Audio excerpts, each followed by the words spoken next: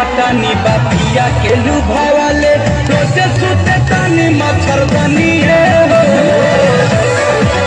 सखी सुना तारू